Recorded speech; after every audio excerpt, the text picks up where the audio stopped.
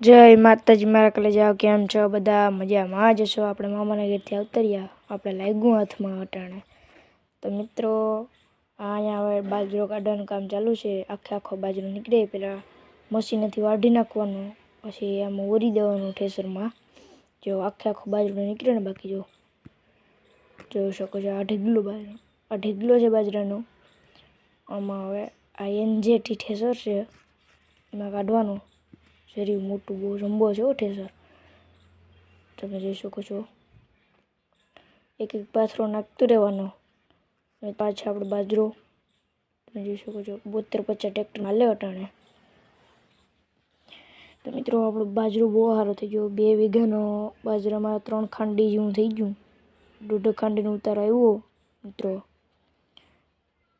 તો મિત્રો આ છે 72-50 બાકી હાંડડો છે ને બાકી મોડિફિકેશન ટ્રેક્ટરો ઘટે જ નહીં એમાં 400 હાંડડો છે ભાઈ।